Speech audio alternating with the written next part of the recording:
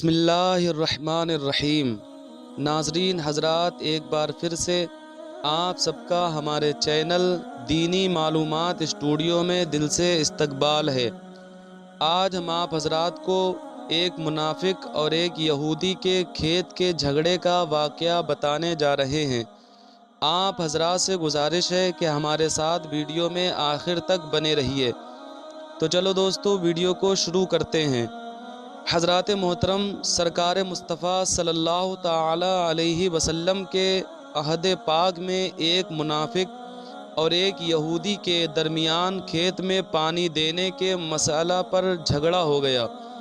یہودی کا کھیت پہلے پڑتا تھا، منافق کا کھیت اس کے بعد تھا۔ یہودی کا کہنا تھا کہ پہلے میرا کھیت سیراب ہوگا، پھر تمہارے کھیت میں پانی جانے دوں گا۔ منافق کا اصرار تھا کہ پہلے میں اپنے کھیت سیراب کروں گا، اس کے بعد تمہارے کھیت میں پانی جانے دوں گا۔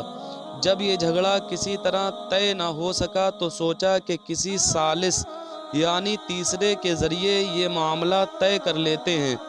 یہودی نے کہا کہ میں تمہارے پیغمبر محمد مصطفیٰ صلی اللہ تعالی علیہ وسلم کو ہی اپنا ثالث مان لیتا ہوں، ان پر میں ایمان نہیں رکھتا، مگر مجھے اس بات کا یقین ہے کہ وہ انصاف کے ساتھ فیصلہ فرمائیں گے۔ منافق نے یہ سوچ کر کہ یہودی کے مقابلے میں پیارے آقا صلی اللہ تعالی علیہ وسلم یقیناً میری حمایت کریں گے، کیونکہ میں اپنے آپ کو مسلمان کہتا ہوں، یہودی کی پیشکش قبول کر لی۔ چنانچہ یہودی اور منافق دونوں اپنا مقدمہ لے کر بارگاہ رسالت صلی اللہ تعالی علیہ وسلم میں حاضر ہوئے۔ حضور اکرم صلی اللہ تعالی علیہ وسلم نے دونوں کی بات سنی، اور کیونکہ اس معاملے میں یہودی حق پر تھا لہٰذا اس کے حق میں فیصلہ کر دیا۔ یہودی خوشی خوشی وہاں سے اٹھا اور باہر آ کر اس منافق سے کہا، اب تو تمہیں کوئی اعتراض نہیں ہوگا۔ منافق نے کہا کہ میں یہ فیصلہ تسلیم نہیں کرتا، چلو حضرت عمر رضی اللہ تعالی عنہ کے پاس چلتے ہیں، ان سے فیصلہ کراتے ہیں۔ منافق نے کہا کہ ٹھیک ہے، اور وہ دونوں حضرت عمر رضی اللہ تعالی عنہ کے پاس حاضر ہوئے، اور منافق نے حضرت عمر فاروق اعظم کو تمام تفصیلات بتائیں اور اس بات کو بار بار دہراتا رہا کہ میں مسلمان ہوں اور یہ یہودی، اور اس وجہ سے یہ مجھے نقصان پہنچانا چاہتا ہے۔ منافق کا بیان ختم ہوا تو یہودی حضرت عمر فاروق اعظم سے اتنا کہہ کر خاموش ہو گیا کہ یہ صحیح ہے کہ میں یہودی ہوں اور یہ اپنے آپ کو مسلمان کہتا ہے، لیکن یہ بھی آپ کو بتا دوں کہ ہم اس سے پہلے پیغمبر اسلام کی خدمت میں حاضر ہوئے تھے اور انہوں نے اس مقدمہ کا فیصلہ میرے حق میں کر دیا تھا۔ یہ مسلمان ہو کر کہتا ہے کہ مجھے ان کا فیصلہ منظور نہیں، یہ اپنی نمائشی اسلام کی رشوت دے کر آپ سے رسول خدا کے خلاف فیصلہ کرانے آیا ہے۔ اب آپ کو اختیار ہے کہ جو چاہیں فیصلہ کر دیں۔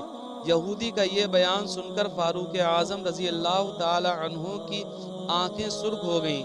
عالم غیظ میں فرمایا کہ کیا یہودی کی بات سچ ہے؟ منافق نے دبی زبان میں اعتراف کیا کہ یہودی سچ کہہ رہا ہے۔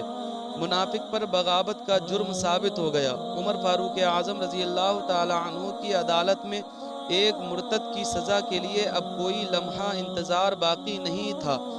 اسی عالم قہر و غضب میں گھر کے اندر تشریف لائے اور دیوار سے لٹکی ہوئی تلوار کو بے نیام کر کے باہر نکلے اور اس منافق کا سر تن سے جدا کر دیا اور فرمایا کہ جو میرے آقا صلی اللہ تعالی علیہ وسلم کا فیصلہ نہیں مانتا، اس کے حق میں عمر کا فیصلہ یہی ہے کہ اس کا سر تن سے جدا کر دیا جائے۔ اس واقعہ کے بعد مدینے کی گلیوں میں ایک شور برپا ہو گیا اور یہ خبر سارے شہر میں پھیل گئی کہ چاروں طرف سے منافقین کے غول در غول دوڑ پڑے۔ گلی گلی میں یہ شور برپا ہو گیا کہ حضرت عمر رضی اللہ تعالی عنہ نے ایک مسلمان کو قتل کر دیا ہے۔ دشمنان اسلام کو موقع مل گیا، انہوں نے بھی اپنی جگہ یہ شور مچانا شروع کر دیا کہ اب تک محمد صلی اللہ علیہ وسلم کے ساتھیوں کی تلوار صرف مشرکین کا لہو چاہتی تھی، لیکن اب تو خود مسلمان بھی ان کے دار سے محفوظ نہیں ہیں۔ بات پہنچتے پہنچتے آخرکار حضور نبی اکرم صلی اللہ تعالی علیہ وسلم کی بارگاہ میں بھی جا پہنچی۔ مسجد نبوی کے صحن میں سب لوگ جمع ہو گئے۔ حضرت عمر فاروق اعظم رضی اللہ تعالی عنہ کو بھی طلب کر لیا گیا۔ سرکار مدینہ صلی اللہ تعالی علیہ وسلم نے دریافت کیا کہ کیوں عمر، مدینے میں یہ کیسا شور ہے؟ کیا تم نے کسی مسلمان کو قتل کر دیا ہے؟ جذبات کے تلاطم سے آنکھیں بھیگ گئی تھیں، دل کا عالم زیر و زبر ہو رہا۔ بزم جانا میں پہنچ کر عشق کی دبی ہوئی چنگاری بھڑک اٹھی تھی۔ بے خودی کی حالت میں کھڑے ہو کر جواب دیا، عمر کی تلوار کسی مسلمان کے خون سے کبھی بھی آلودہ نہیں ہوگی۔ میں نے ایک ایسے شخص کو قتل کیا ہے جس نے آپ صلی اللہ علیہ وسلم کے فیصلے سے انکار کر کے اپنی جان کا رشتہ حلقہ اسلام سے توڑ لیا تھا۔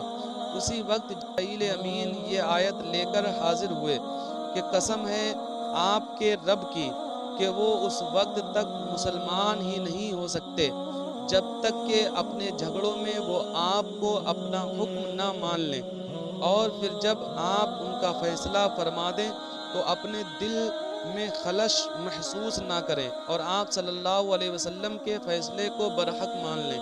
تو دوستو آج کی ویڈیو بس یہیں تک تھی۔ امید کرتا ہوں آپ حضرات کو ہماری یہ ویڈیو ضرور پسند آئی ہوگی۔ اگر ویڈیو پسند آئی ہو تو ویڈیو کو لائک کریں اور ہمارے چینل دینی معلومات اسٹوڈیو کو ابھی سبسکرائب کریں۔ ملتے ہیں اگلی ویڈیو میں، تب تک کے لیے اللہ حافظ۔